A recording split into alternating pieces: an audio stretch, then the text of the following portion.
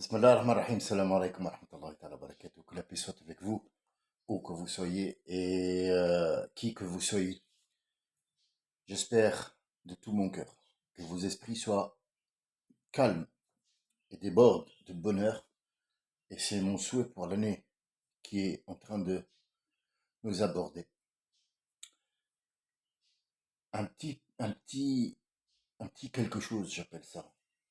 Pas un petit sujet, parce que c'est pas un sujet, c'est plus grand qu'un sujet. Mais disons que, parce que j'ai pas trouvé un nom à lui donner, je vais dire un petit truc, un petit quelque chose qui m'a un petit peu chagriné. C'est la demi-mesure du monde. La demi-mesure du monde entier. Tous les jours, il y a des millions qui naissent et des millions qui meurent.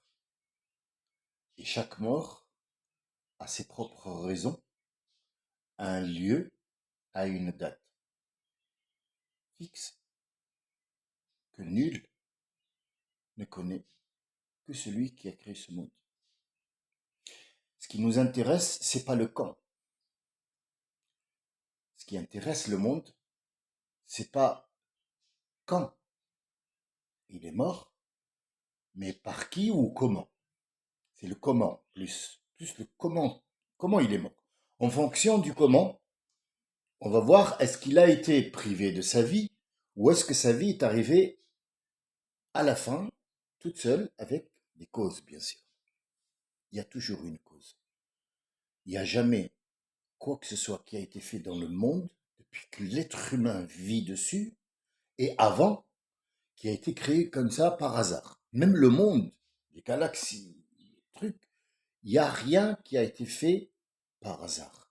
Le mot hasard n'existe pas. C'est un mot qui a été créé dans l'Antiquité pour donner une explication à quelque chose où on n'a pas d'explication. C'est ça. La demi-mesure d'aujourd'hui, c'est pas comment le monde a été créé ou pourquoi l'être humain a été mort. Mais il y a trois catastrophes qui ont été, c'est-à-dire qui ont pris une ampleur dans les médias, euh, suivies de quatre malfaisances assez conséquentes qui ont été faites. Alors, les catastrophes qui ont été faites, il y en a des catastrophes qui sont naturelles et il y en a qui n'ont pas été naturelles, qui ont été faites par l'être humain et la cupidité et l'horreur du cerveau humain et de cette capacité à détruire tout ce qui l'entoure. La première, c'est la guerre en Ukraine. Naturelle? Non. Par hasard? Non plus. Combien de morts? On n'en compte même plus. Est-ce qu'ils ont été morts naturels? Non. Ils ont été tués. D'accord. On ne rentre pas plus de détails parce que moi, la politique, ça ne m'intéresse pas. Ce qui m'intéresse, c'est le sujet et cette demi-mesure. C'est la façon dont on a d'aborder ces sujets-là et qui va faire en sorte d'alimenter un feu qui n'a pas lieu d'être. C'est ça mon problème. Deuxième catastrophe, c'est le Moyen-Orient avec tout ce qu'il y a. J'ose même plus dire Gaza ou quoi que ce soit, sinon, oh là là, il a dit Gaza et on va être entraîné dans un torrent et après on va se trouver dans une cascade. Non, le Moyen-Orient et ce qui s'est passé là. Troisième catastrophe, c'est Mayotte. Mayotte a été dévastée par un typhon. Euh, Apparemment, il n'y a plus rien sur l'île. On va s'arrêter là. On rentre pas dans les détails, parce que si on rentre dans les détails, on n'en sort pas. Trois catastrophes où il y a eu des morts, mais la catastrophe naturelle, c'est-à-dire le temps, ce typhon, qui est un typhon énorme, qui peut dévaster toute une ville, n'a fait que 37 morts. Mais la catastrophe humaine, Elle l'a fait, par exemple, au Moyen-Orient, puisqu'on a compté seulement, attention, 50 000, ce qui a été compté dans les médias, parce que ce qui n'est pas été compté, je vous raconte même pas la dévastation. 50, dans 30 000 enfants, 30 000 enfants, enfants, moins que la guerre en Ukraine qui dure depuis maintenant des années. C'est énorme, c'est énorme. Mais c'est pas ça mon sujet de conversation. Ça, ce sont des détails. 3 actes de malfaisance ont été faits. La dernière en date, c'est le psychopathe là, anti-musulman, qui est d'origine saoudienne, donc on ne sait pas trop ce que c'est, qui a pris sa camionnette et qui a foncé dans un marché de Noël. Bon, c'est pas le premier pays qui a subi ça. C'est pas que je m'en fous, non, pas du tout. Je condamne fortement même. Je condamne fortement parce que c'était prémédité. Et donc, cette personne-là doit être exécutée devant tout le monde pour qu'il soit pris en compte.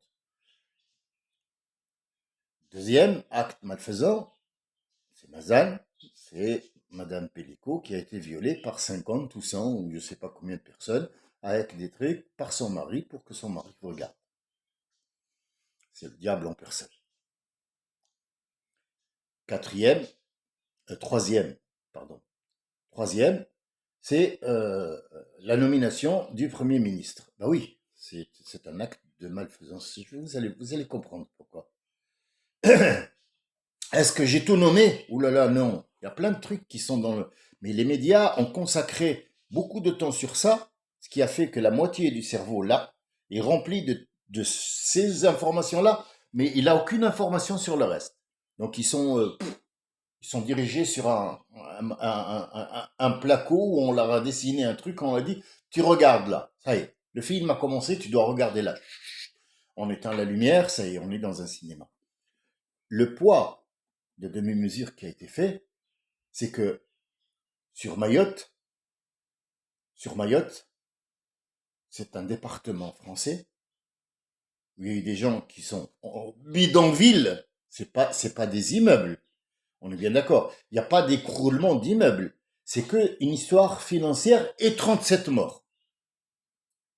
Un petit peu plus de blessés, c'est tout à fait normal. C'est un typhon qui est passé. Attention, c'est pas rien. En Allemagne, le camion bélier a fait 3 morts ou 5. Allez, j'irai même si jusqu'à 7. Ils veulent pas dire, mais 7 morts. 7 personnes. Mayotte, on en a fait un spectacle ambulant et on a montré que les images qu'on veut montrer. On n'a pas montré les endroits sur cette île qui est assez grande quand même. Même si elle est 20 fois plus petite que la Corse, ça reste quand même une île où il y a un demi-million de personnes qui habitent. Il y a des habitations qui sont sur place. Il y a encore la mairie, la municipalité, tout ça. Il y a les routes. Hein, c'est un typhon qui est passé. Ça ne veut pas dire non plus que la Terre est devenue martienne. Non. Il y a encore des infrastructures. On a réparé le truc, mais elle a pris de l'ampleur plus qu'elle ne le... Plus. Pourquoi? Pour mettre la pression sur ce gouvernement et sur d'autres trucs pour que cette bêtise-là, on la mette sur une autre bêtise qui est le cumul des mandats. On a mis quelqu'un à la tête d'un gouvernement pour gouverner ce peuple, pour lui donner les choses dont il a besoin, ses demandes journalières, la bouffe, les machins, la vie quotidienne, l'achat, tout ça. Et le gars, il accumule les mandats. Donc en fait, il s'en fout des morts. Il va juste pour assurer sa rentrée d'argent. Assurer sa rentrée d'argent, c'est ce qu'il fait de mieux dans sa vie. Et celui-là, il va guider un peuple. Bien. L'autre catastrophe, c'est l'Allemagne qui a reçu des condoléances de l'Amérique, de le machin, machin. Oh, le camion Belly, oui, on est tout, c'est un truc atroce, atroce. Là commence la demi-mesure. Où est l'atrocité? Quelqu'un qui a fait un accident, comme par exemple l'acteur comique, je ne veux pas nommer le nom pour ne pas te faire des machins, il a été condamné à des soins dans un hôpital, il est bourré de drogue et il a tué une femme enceinte. Est-ce que c'est une catastrophe? Bien sûr que c'est une catastrophe. C'est un acte de malfaisance avec, avec un autre acte, c'est de prendre cette drogue-là. Les manipulations, comme par exemple, vous me dites la tombée de la Syrie. La Syrie, c'est pas une catastrophe. C'est une manipulation à l'échelle gouvernementale. Ça m'intéresse pas. Ça ne m'intéresse pas moi, personnellement. Ce qui m'intéresse, c'est la demi-mesure. Alors là, on y vient. Cette demi-mesure, on n'a pas fait ce qu'on a fait pour Mayotte et pour les 2 ou 5 ou 6 Allemands qui sont morts, pour les 30 000 gamins qui sont morts au Moyen-Orient. Pourquoi ces 30 000 gamins sont morts? C'est simple. C'est pour que cette génération-là, ces 30 000, ne s'accouplent pas. Ils n'auront pas de descendance. Ce qui laisse un temps à ce monsieur d'être Premier ministre et d'accumuler les mandats et bien sûr les sous. Parce que lui, il s'en fout de son pays. C'est pas son pays. Il travaille pas pour son pays. Non. Il a juré pour garder un certain rythme de vie dans sa poche. Et c'est là la demi-mesure qui vient. C'est pas de ces gens-là. Ces gens-là, on n'attend rien d'eux. Vous allez nommer un premier ministre qui va soi-disant, nommer un gouvernement et il va gérer rien du tout. Il t'a donné l'énoncé. L'énoncé, c'est que moi, j'ai 8 000, 12 000, 13 000 et je voudrais bien être à l'Assemblée pour avoir 15 000, mais comme je l'ai pas, je vais rester sur la mairie pour faire un truc et je suis président de je sais pas quoi et élu de je sais pas quoi. Ça me fait une belle somme pour avoir une belle vieillesse. Franchement. Ces gens-là qui travaillent pour une bonne vieillesse, est-ce qu'il y a une bonne vieillesse? Est-ce que la vieillesse, quelque part, est bonne? Est-ce que quelqu'un peut préparer pour une vieillesse? Ça y est, on a dépassé la demi-mesure. La demi-mesure, j'ai passé mon message. Enfin, c'est un coup de gueule. Après, chacun le prend comme il veut. J'ai pas donné assez de détails. Je suis pas rentré dans des trucs bizarroïdes. J'ai dit voilà, il s'est passé tel et tel dans les grandes lignes. Après, il y a d'autres sous-titres qui sont passés dans le monde. Hein, on est bien d'accord. Il y a plein de sous-titres. Il y a pas les 50 000 personnes qui sont mortes en Bangladesh, de mort naturelle, de vieillesse, de mort prématurée de nourrisson, mort de la maman dans les trucs, on n'en parle pas. L'accident, il y a eu un accident en Chine, est-ce qu'on en a parlé?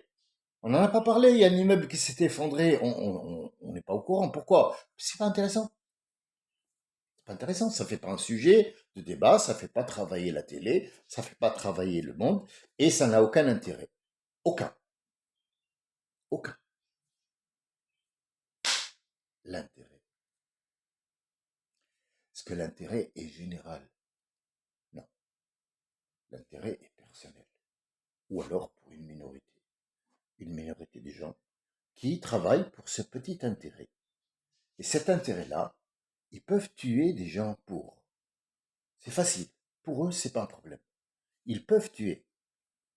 Je vous donne un exemple.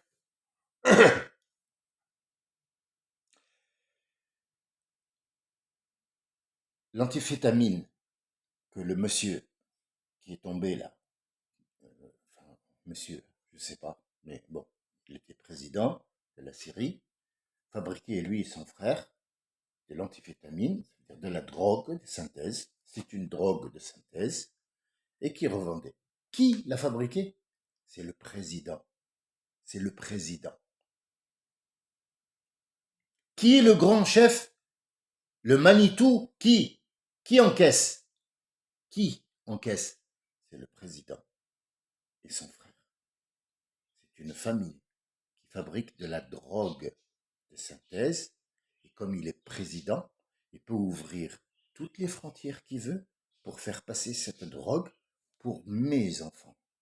Je dis mes enfants, j'en ai plus, ça y est, c'est fini, mais je parle de la personne qui m'écoute. Il y a des gens qui m'écoutent là, qui ont des enfants aussi.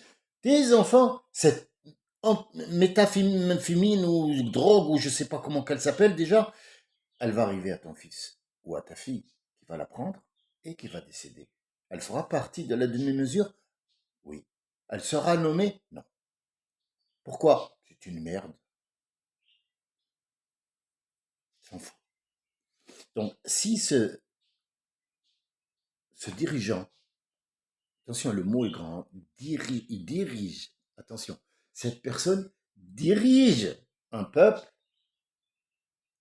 et qui fabrique de la drogue, et c'est un peuple commandé par la Russie, par machin, attention.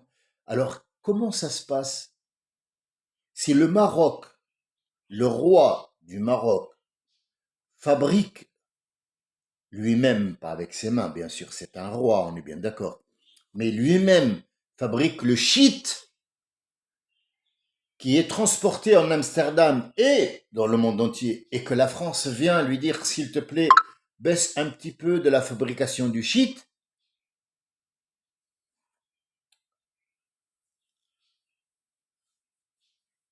qu'est-ce que tu vas me chercher un petit dealer à la cité qui vend du shit et le mettre en prison? Ah ouais, vous voyez comment c'est, mais c'est pas lui qu'il faut attraper. Mais oui, c'est le roi. C'est le roi qui fabrique cette merde. L'alcool, l'alcool, c'est une catastrophe ambulante, l'alcool. Tout le monde le sait. T'as pas à être un religieux ou quoi que ce soit pour savoir que l'alcool fait des ravages. L'alcool fait des ravages. Oui, oui. Mais pourquoi tu le vends et tu fais des étiquettes, des machins? Bah, oui, mais ferme-la. C'est bon, ferme-la. D'accord, on la ferme. Donc, si moi je la ferme sur ce sujet-là, qui est l'alcool, et pas de vente d'alcool parce que l'alcool fait des ravages, c'est pas la peine de faire de la publicité quand tu tiens à quelqu'un, tu le retiens quand il a bu. Non, quand tu tiens à quelqu'un, tu lui dis de ne pas boire. Là est plus, vous voyez la demi-mesure. Toujours, il y a un poids qui pèse d'un seul côté. Le côté qui pèse, c'est dans l'intérêt d'une seule personne. Moi, je suis prêt à vous convaincre, à vous convaincre que, disons, les 50%, 50%, je suis pas allé loin, regardez, ça c'est un chiffre que j'ai donné moi par rapport à ce que j'ai vu. C'est pas un chiffre qui doit être mis sur mes épaules comme quoi moi j'ai fait un sondage. Non, non, j'ai pas fait de sondage. Le sondage, c'est ce que j'ai vu, ce que j'ai vécu dans ces 38 ans au milieu de ces gens-là. Euh, les 50% sont alcooliques. Oui, un alcoolisme, allez, pas profond, modéré. Parce que l'alcoolisme, faut le savoir, c'est des degrés. Il y en a qui ne peut pas ouvrir les yeux sans qu'il y ait de l'alcool. Et quand l'alcool est dans le corps, il vit. Quand il n'y a plus d'alcool ou l'alcool commence à s'évaporer, il va mal. Il faut lui remettre de l'alcool. Ça, c'est le pire. Lui, il va mourir dans bientôt. Donc, il est brûlé à petit feu. Il y en a qui boivent, mais pas tous les jours. Pas tous les jours. Qu'est-ce qu'ils boivent tous les jours? Une bière. Mais une bière, c'est déjà de l'alcool. C'est 6% d'alcool. 6% ou 2 ou 5 ou 3 ou 10, c'est quand même de l'alcool. Oui, mais ma bière, il me la faut. Il me faut ma bière comme celui qui boit un café le matin. Il faut son café. C'est de la caféine. La caféine aussi, c'est une drogue, mais c'est une drogue qui est peut-être plus douce, disons. Napoléon est mort à cause du café, on est bien d'accord, tout le monde le sait. Il boit beaucoup de café, donc beaucoup de caféine, et la caféine, bah, ça l'a tué. Comme il en est pour les drogués, et ils sont à 90% des gens qui sont drogués, mais avec une autre drogue. Cette drogue-là, elle est obligatoire parce que les gens n'ont pas conscience que c'est une drogue. Vous avez même pas idée. Ça dépasse l'alcool de beaucoup, de beaucoup. Parce que là, ils sont à 99% de drogués à 100%. Ce sont les gens qui fument. Ils prennent de la nicotine et d'autres merdes mélangées à cette nicotine. Du goudron, de l'arsenic. Ils prennent des poisons mélangés à cette nicotine et il lui faut cette nicotine. Comme l'autre, il lui faut de l'alcool, celui-là, il faut de la nicotine et l'autre, il faut absolument qu'il tue des peuples. Il faut absolument qu'il tue. Tuer fait partie de l'alcool, fait partie des amphétamines que le monsieur fabrique, fait partie du shit que l'autre roi fabrique pour le donner à des gens, fait partie de l'alcool qui est utilisé et fait partie de ces cigarettes que les gens absorbent à longueur de journée et qu'on donne des noms, des couleurs, des machins et on vente et on les met en rayon. Il y a des ingénieurs qui sortent, qui sont spécialisés dans la vente, ils rentrent dans vos cerveaux et ils savent comment vous fonctionnez pour mieux vous vendre. Sachez-le, il n'y a pas de mesure du tout. J'ai été gentil, j'ai dit demi-mesure. Mais c'était juste par gentillesse. Je vous souhaite une très bonne année et un bon début d'année où vous serez parmi ceux qui ont décidé de ni boire ni fumer et d'avoir une mesure sur tout ce qu'on fait. Il faut avoir une mesure. Quand je dis il, c'est pas un ordre que je donne. C'est ma propre façon de voir les choses. Pas de réfléchir, parce que je réfléchis autrement. Je vois les choses d'une façon, mais je réfléchis avec une autre façon. Voir et réfléchir, ce n'est pas pareil. Ce sera peut-être le sujet de conversation de la prochaine fois pour vous montrer comment moi, personnellement, ça peut intéresser quelqu'un, comme ça peut intéresser personne. Je vous dirai comment moi, je vois et comment je réfléchis. Ou alors sur quoi je réfléchis. D'ici là, portez-vous bien. Bonne année à tous, bonne fête et à consommer sans modération. Mes paroles, je veux dire.